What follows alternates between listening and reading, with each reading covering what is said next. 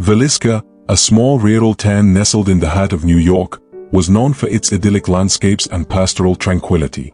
The air smelled of fresh hay, and the sound of children laughing in the streets echoed through the neighbors. People who had simple lives, working on farms, attending church on Sundays, and living close to one another, but always with a hint of secrecy beneath their peaceful facades. It was in this seemingly perfect world that the story of Grace Brown would begin to unravel, a tragedy that would soon shake this quiet town to its core.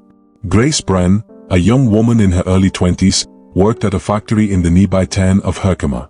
She was beautiful, delicate features, soft brown hair that curled at the ends, and eyes that glistened like polished amber in the sun. But beneath this angelic exterior, there were cracks. Grace carried within her a secret that weighed heavily on her heart, one that she had trusted to a man she thought loved her, Chester Gillette. Chester Gillette, the charming but arrogant young man, was from a well-off family in the area. He had met Grace at a social gathering, and they quickly became infatuated with each other. They would meet in secret, exchanging passionate letters filled with promises of a future together. But those promises, as it would turn out, were nothing but empty words. In the early days of their relationship, Chester had promised to marry Grace. But soon after, he began to grow distant. Grace, naive and hopeful, clung to the belief that their love was genuine. She believed that the day would come when Chester would make good on his promise and they would be wed. But as the months passed, Chester's visits grew fewer, his letters colder. Grace, despite the growing distance, continued to pour her heart into her letters to him. She confessed her deep love for him, begging him not to forget her. Little did she know, Chester had already moved on, his attentions diverted to other women in the town. Yet, Grace's letters, full of longing and love, remained a haunting reminder of the promises made and broken. As Grace walked the dusty roads of Villisca, carrying the weight of her unrequited love, the storm that would come upon her was already in motion. One evening, Grace stood by the town's dock, gazing out at the rippling waters of the west branch of the Delaware River. It was the summer of 1906, and the air was thick with humidity. Grace had received another letter from Chester, one she had been waiting for, despite the growing pain in her chest. It was a letter she hoped would be different, a letter of reconciliation, perhaps, or even a proposal. She read the words over and over again. "My dearest Grace, I've been so busy lately, and I know I've let you down. But please, promise I'll make it right soon. Wait for more. I'll be back for you." The letter, though somewhat reassuring, also left her feeling a sense of unease. She knew that Chester's promises were as fragile as glass. Still, she held on to hope. Meanwhile, Chester had other plans. He had already begun an affair with another woman, and his indifference toward Grace had turned to outright cruelty. He had no intention of marrying her, but he couldn't bring himself to break the news to her. Instead, he continued to string her along, leading her to believe that their future together was still possible. As Grace prepared to meet Chester by the river that night, she had no idea that her life would change forever. The moon was full, casting an eerie glow on the dark waters of the river. Grace stood on the bank, nervously clutching a letter in her hand. She had written this letter to Chester, explaining her feelings and begging him for the truth. It was now or never. Grace had come to realize that she could not live her life in the shadow of his empty promises. She needed to know where they stood, once and for all. But Chester did not arrive alone. As Grace waited, her heart raced with anticipation. Her breath was shallow, via heavy with tension. Again, from the shadows, Chester appeared, his figure silhouetted against the pale moonlight. But he was not alone. A woman, young and delicate, stood beside him. The woman wore a radiant smile, and Chester's arm was draped possessively around her shoulders. Grace froze. Her stomach turned into knots as she realized the truth. The woman beside Chester was his new lover. Before Grace could utter a word, Chester spoke. His voice was cold, dismissive. "Grace, I've made up my mind. It's over between us. I'm marrying her." The words stung like a knife, cutting deep into Grace's heart. She had given him everything, her love, her trust, and now, all of it was being torn away in an instant. Grace turned to flee, tears streaming down her face, but Chester grabbed her arm. His grip was tight, forceful. "Don't make this harder than it needs to be," he sneered. "You don't belong in my life anymore." Grace struggled, desperate to break free from his grip, but Chester's hands were unyielding. He pushed her toward the water's edge. The river was deep, its currents swift and treacherous. "G'day, Grace," Chester muttered, as he shoved her into the cold, unforgiving waters. Grace's screams echoed through the night as the water clothed over her head. The currents pulled her down, dragging her into the dark abyss. And with that, Grace Brown was gone. The next morning, the townspeople of Villisca woke to the grim news of Grace's disappearance. Her body was found a few days later, floating near the riverbank. It was clear that she had drowned, but the circumstances surrounding her death were suspicious. Her clothing was disheveled, and her eyes were wide open, as though she had struggled in her final moments. The townspeople whispered, their voices filled with doubt. Had it been an accident? Or was there something more sinister at play? Chester, upon hearing the news, was quick to express his grief. But there was something in his eyes, something cold and calculating, that set off alarm bells in the minds of gals around him. Detective John Parsons was assigned to the case. A seasoned investigator, Parsons had seen his fair share of death, but this case was different. The story didn't add up. There was no sign of struggle near the river, no footprints, no indication that Grace had tried to fight for her life. And yet, the look in Chester's eyes spoke volumes. Parsons began his investigation with a simple question: who stood to gain from Grace's death? Grace's letters to Chester were discovered in her room. They were filled with raw emotion, her love, her pain, and her unwavering belief that Chester would come back to her. The letters were heart-wrenching, and as Parsons read them, he realized that Grace had known, deep down, that Chester was not the man he had promised to be. One letter stood out above the rest. "Chester, I'm scared. I don't know what to do. You've promised me a future, but you've changed. Please tell me you still love me."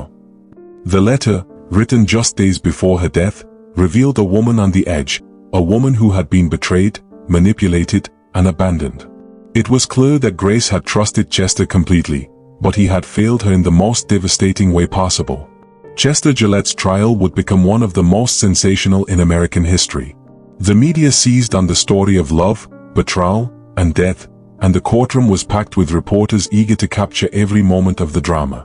As the prosecution presented its case, they painted Chester as a cold, calculating murderer. His betrayal of Grace was laid bare for the world to see. They presented the letters, the testimony of witnesses who had seen Chester with another woman, and the chilling account of his actions on the night of Grace's death. But Chester's defense team had a different story to tell. They argued that Grace's death had been an accident, that she had slipped into the river while trying to escape from Chester's advances. It was a defense that seemed flimsy at best, but it was enough to cast doubt in the minds of the jurors. As the trial reached its climax, it became clear that the case was about much more than just a murder. It was about class, gender, and the way society viewed women. Grace Brown, a poor factory girl, had been abandoned by a wealthy man, and her death was treated as a tragic but inevitable consequence of her lower status in life. The trial became a media circus, with reporters speculating on every aspect of the case. Some saw Chester as a victim of circumstance, while others saw him as a man driven by a cold, unfeeling nature. But the most shocking twist of all came when the jury returned its verdict: guilty. Chester Gillette was convicted of murder, and the entire nation watched as he was led away in handcuffs. Grace Brown's death left an indelible mark on the town of Villisca and the nation as a whole. It was a case that highlighted the deep divisions in society, divisions between the rich and the poor, the powerful and the powerless, men and women. But even as Chester was sentenced to death, there were still questions left unanswered. Did he really murder Grace in cold blood? Or was there something more to the story? The trial, though concluded, left behind a legacy of doubt and unanswered questions. The true nature of Grace's death remained shrouded in mystery. As the story of Grace Brown's tragic end faded from the headlines, the haunting question remained: who was truly responsible for her death? The trial of Chester Gillette may have ended, but the mystery surrounding Grace's death was far from solved. Will the truth ever come to light? Or is it buried beneath the weight of a society that refuses to acknowledge its own failings? The court was silent as the judge banged his gavel, sealing Chester Gillette's fate. The conviction of first-degree murder was final, and the sentence was set. Chester would be executed by electric chair. Chester sat in the courtroom, his face a mask of defiance, but beneath his carefully constructed exterior, there was something else, a hint of fur, a flicker of death. For the first time since Grace Brown's death, Chester was faced with the reality of his actions. He had been found guilty of murder, and now, the full weight of the legal system was about to come down on him. The media frenzy surrounding the trial had been relentless. Headlines screamed of betrayal, love gone wrong, and the tragic end of an innocent young woman. Grace Brown's name was on everyone's lips, and her face, captured in a series of haunting photographs, haunted the front pages of newspapers across the country. But was Chester truly guilty? Could there have been another explanation for Grace's death? As Chester sat in his cell, awaiting his execution, the truth seemed more elusive than ever. It wasn't until a few weeks after Chester's conviction that new evidence began to surface, small inconsistencies that could potentially cast doubt on the entire case. Detective John Parsons, still obsessed with the case, began to look deeper into the details. He revisited the crime scene, the quiet stretch of the Delaware River where Grace had been found, and noticed something strange. There were no signs of a struggle, no indication that Grace had fought back against her attacker.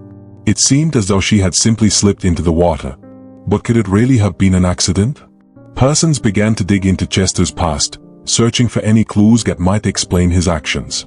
What he found was more troubling than he could have imagined. Chester had a history of manipulating women, using them for his own gain, and discarding them once they no longer served his purpose.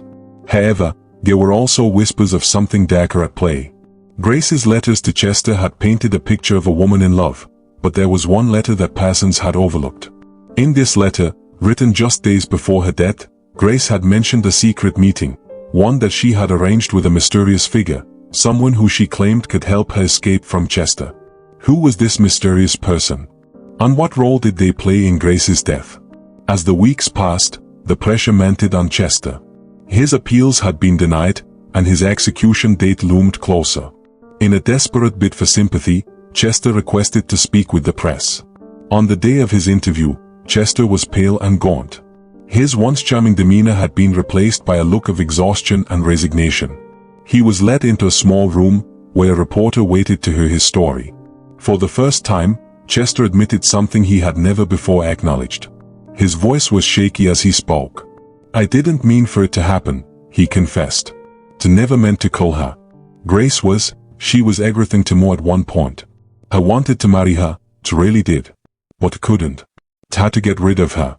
She was obsessed. She wouldn't let go."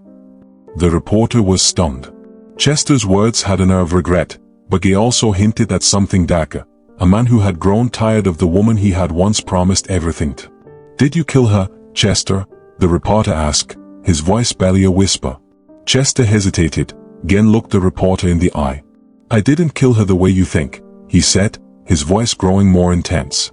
"I didn't drown her. But I might as well have.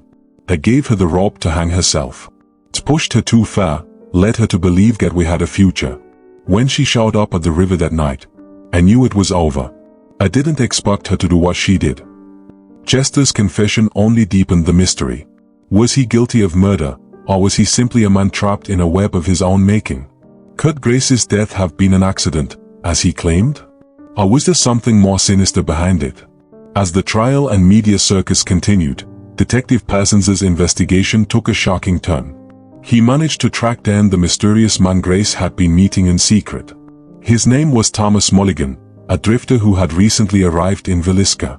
Mulligan had no alibi for the night of Grace's death, and his presence in the town at the time of the murder raised many questions. But Mulligan denied any involvement in Grace's death, claiming that he had been a friend of hers, nothing more. "I met Grace a few weeks before she died," Mulligan told Parsons. "She was troubled, yes. But she wasn't crazy. She had dreams of escaping the life she had with Chester. She asked for my help, and they gave her the strength to leave him. But she never showed up that night. I thought she had decided to stay with him." Parsons wasn't convinced. Mulligan's story didn't add up, and there was something unsettling about his calm demeanor. Was he telling the truth, or was he part of a larger conspiracy to cover up Grace's murder? The more Parsons dug, the more he realized that the truth might be more complicated than he had ever imagined. As Chester's execution date drew closer, the case continued to stir emotions across the country. The trial had been more than just about a single murder. it had become a symbol of society's treatment of women, class division, and the dangers of blind media sensationalism. Grace Bryan had been a victim in every sense of the word, abandoned by the man she loved, used by the man she trusted, and ultimately discarded when she was no longer useful. Her tragic death had captured the attention of the nation, and in many ways, it had forced America to confront uncomfortable truths about gender, class, and justice. The media had painted Chester as the villain, a man who had betrayed a woman's trust and murdered her in cold blood. But as more details came to light, the question remained, was Chester truly guilty, or was he simply a product of a society that had failed Grace at every turn? Chester Gillette was executed by electric chair on March 30, 1908. His death, though final, did not bring closure to the case. In fact, the more time passed, the more questions emerged. The true nature of Grace's death remained a mystery. Was it a case of cold-blooded murder, or was it a tragic accident brought on by Chester's manipulation? Could Mulligan have been involved, or was he just another pawn in a twisted game? And what role did society's treatment of Grace play in her tragic fate? In the end, the case of Grace Bryan's death would remain shrouded in mystery. As the years passed, her name faded from the headlines, but her story continued to haunt those who had followed the case. Was Grace a victim of the cruel world that refused to see her as more than a pawn in a man's game? Or was she simply the victim of a man who had grown tired of her and her love? Chester Gillette's execution may have brought an end to his life, but the truth behind Grace Bryan's death is still waiting to be uncovered. Will new evidence surface to shed light on this haunting mystery? Or will Grace's legacy be left to fade into the shadows of history? It had been more than a decade since Grace Bryan's tragic death, but the mystery of what truly happened that night lingered. The case, with all its unanswered questions, had never fully escaped public consciousness. Newspapers still printed stories of Grace's haunting image, her face caught forever in an unsettling photograph, the face of a woman abandoned.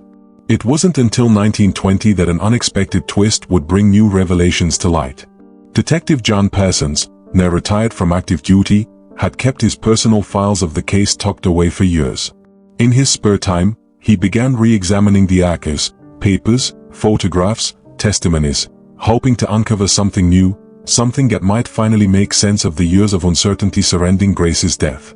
While flipping through the old case files, he came across something peculiar. It was an unsigned note, brief, cryptic, and tucked between pages detailing Chester Gillette's confession. The note read simply, "She didn't die alone." The words were chilling. Parsons felt a rush of unease, as though the case had just pulled him back into its depths. But what did the note mean? And who had written it?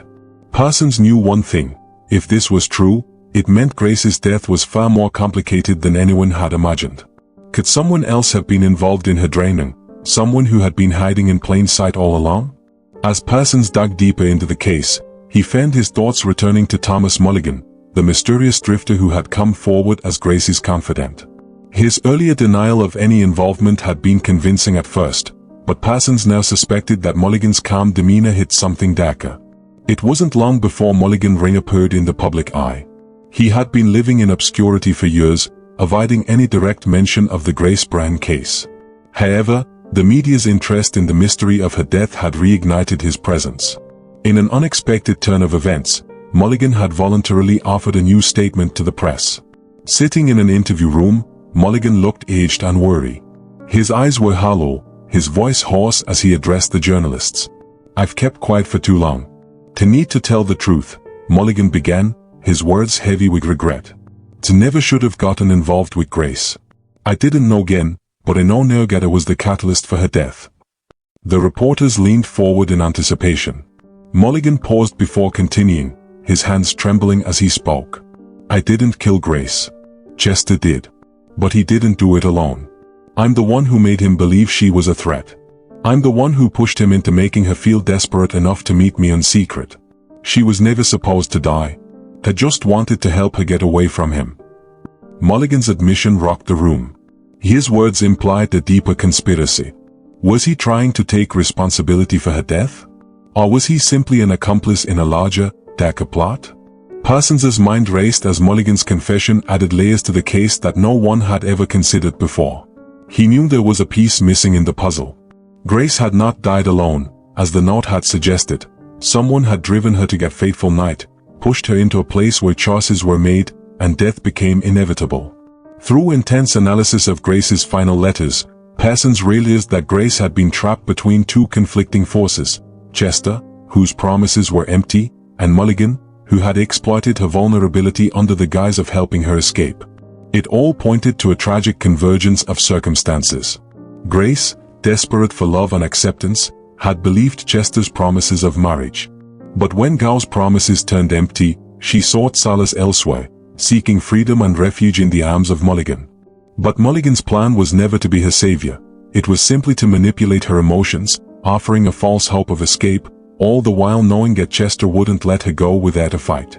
On the night of her death, Grace had arrived at the meeting point on the riverbank, expecting a life of freedom.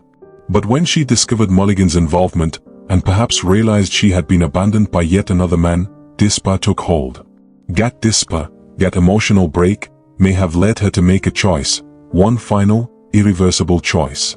As Parsons stared at the photographs of Grace, he saw a woman at the edge of hope, standing on the precipice of life and death. He couldn't help but wonder if, in her final moments, she had been led to believe that she had no other choice. The revelation about Mulligan's involvement sparked an uproar. It wasn't just Chester who needed to be reevaluated, it was the entire case. The courts reopened the case, fueled by Mulligan's admission and Parsons's new theories. Chester's execution was stayed, and the investigation began once more, this time with a focus on the new facts that had emerged. But as the legal teams began piecing together the evidence, they were confronted with one crucial issue. The physical evidence from Grace's death had long since been lost. The river where she had been found had washed away any trace of blood, and the clothing she had worn was destroyed in the aftermath. Mulligan's role remained unclear. He had been a part of the intricate web surrounding Grace, but his exact involvement in her death was uncertain. Could he be charged as an accessory to murder? Or had his actions merely contributed to the chain of events that led to her drowning? As the case gained new momentum, the media circus surrounding it grew even more intense. The public, once again captivated by the drama, watched with bated breath. Grace's name returned to the front pages of newspapers, and debates raged over what justice truly meant in a case clouded by so many layers of deception. The story had become more than just about Grace's death. It was about the failures of a society that had allowed a woman like her to fall through the cracks. The press and public were divided. Was Chester Gillette truly guilty, or had he been manipulated by the very people who claimed to love him? And where did Mulligan fit into this tangled web of betrayal? The court hearings continued, but the true resolution remained elusive. The questions surrounding Grace's death would not easily be answered, and the deeper they dug, the more complex the case seemed to become. Just as the public thought they were nearing the end of the case, another discovery sent shockwaves through the investigation. A final letter, never before seen by anyone except Grace herself, was found in a hidden compartment of Chester's old suitcase. The letter was short, written in Grace's delicate handwriting, but the words were haunting. To know what you've done, Chester. To know you've betrayed me, but I still love you. To can't escape. Can't keep running. I'll do what I must to make it right. To only hope you'll understand. This letter, written just days before Grace's death, cast an entirely new light on the events. It suggested that Grace had known something more, something that hadn't been revealed before. Had Chester been telling the truth all along, in his final confession? Did Grace's desperation lead her to make her final decision? The letter raised more questions than it answered. Was this the key to unlocking the mystery, or was it just another piece of a puzzle that would never be complete? Grace Brahan's death continues to haunt those who investigate it, each layer of truth revealing a deeper, darker mystery. As the case progresses, the search for justice becomes even more convoluted. Chester's fate may be sealed, but the true story of what happened to Grace will always remain a ghost in the shadows, waiting to be fully understood. The final chapter, still to be written. It had been almost 15 years since Grace Brahan's untimely death. Her face, still fresh in the public's memory, haunted the collective conscience of America, becoming the face of betrayal and heartbreak. But as the case continued to unravel, new revelations threatened to turn everything on its head. In a small, dimly lit courtroom, the day had finally arrived for the final hearing. The courtroom was packed, filled with eager spectators and journalists. The atmosphere was heavy with anticipation. It was a moment that seemed to carry the weight of history, as the truth, long buried beneath layers of lies and contradictions, was about to be exposed for the world to see. Chester Gillette, sitting at the defendant's table, looked weary, his once proud demeanor shattered. The years had not been kind to him, and he seemed smaller, as though the weight of his actions had finally caught up with him. Beside him sat his attorney, a man who had fought fiercely for his freedom, but the air was different today. The defense seemed uncertain, almost resigned. At the opposite end of the courtroom, the prosecution stood ready. Parsons, who had spent years on the case, now felt an eerie calm. He had pieced together the facts, connected the dots, and uncovered the truth hidden within the shadows of the past. But the final piece of the puzzle had come from an unexpected source. The revelation came in the form of an old, weathered letter, a letter that had been tucked away in Chester's suitcase, the one Grace had written just days before her death. It had been discovered long after the initial trial, almost too late. But it was clear now that this was the key to unlocking the truth. The letter was brief, but its contents were devastating. Chester's defense lawyer read it aloud in the courtroom, his voice trembling slightly. "To know you will blame me for what's happened. I've always been afraid of what would happen if I told you how I truly feel. But I want you to know, to love you, Chester. To always have, and to always will. But I can't live with the lies anymore. I'm not just trying to get away from you, I'm trying to get away from myself. I don't want to keep pretending that I can live this life. Please understand." The courtroom was silent as the letter's words echoed through the room. The truth behind Grace's final moments was laid bare. She had not only been desperate to escape Chester's promises but had also been battling her own demons, her sense of worth, her fear of abandonment, and the crushing weight of the societal constraints she was trapped within. Just when it seemed as though the case had reached its inevitable conclusion, a figure from the past reappeared. Thomas Mulligan, the drifter who had been closely involved with Grace in the months leading up to her death. Mulligan, whose earlier admissions had been key to reopening the case, was now prepared to offer his full testimony, one that would completely change the narrative. With a steady breath, Mulligan took the stand, his voice hoarse but determined. His words were not jaws of a man trying to clear his conscience. Instead, they were the words of a man seeking redemption, even if it meant admitting his own failures. "I never should have gotten involved," Mulligan began, looking directly at Chester. "But I thought I was helping her. Grace wasn't just desperate for love, she was looking for someone to believe in her. Someone who could see her for who she truly was. Convinced that could help her escape. But I was wrong. It was just another man offering empty promises." He paused, his eyes heavy with regret. The night she died, she wasn't looking for an escape from Chester. She was looking for an escape from the Hold'em world. And I was a part of that world, just another piece of the trap she couldn't get at us. The words struck the room like a thunderclap. Mulligan, who had once been seen as a mere bystander, was now revealed as a pivotal figure in Grace's descent into despair. His actions, however well-intentioned, had been the final push that had sent her into the arms of the river that fateful night. As Mulligan's testimony sank in, a new theory emerged. The case against Chester Gillette had never been as clear-cut as it seemed. Grace's death was not just the result of a lover's betrayal, it was the culmination of a web of lies, manipulation, and societal pressure that had ensnared her from all sides. Grace had been the victim of not one but two men who had failed her.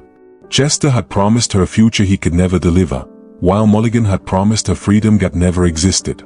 Both men had used her as a pawn in their own games, and both had ultimately abandoned her when she needed them most.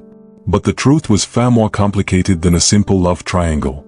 Grace had been trapped by the very society that was supposed to protect her, caught between the oppressive expectations placed upon women and the men who exploited her vulnerability for their own gain.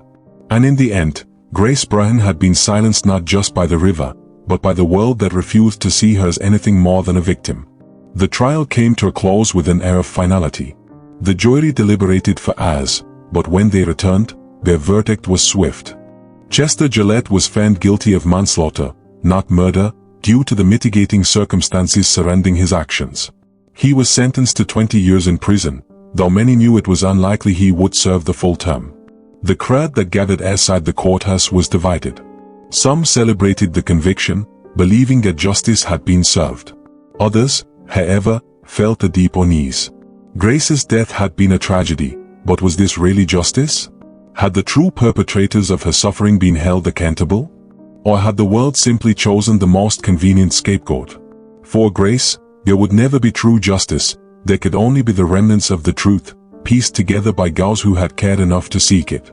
But as the final gavel struck, the world moved on, as it always did. The legacy of Grace Brown's tragic death would live on, not as a cautionary tale of love and betrayal, but as a symbol of the power and failings of society, and the way it treated its most vulnerable. The case was officially closed, but there remained one lingering question: what if Grace had lived? What if the men who had betrayed her had not been so blinded by their own desires, their own egos? Would she have found the life she sought, the freedom she dreamed of? Or would she still have been bent by the same forces that had driven her to that riverbank? As Detective Parsons stood at the edge of the courtroom, staring out at the sea of people dispersing into the streets, he felt the weight of those questions bearing down on him.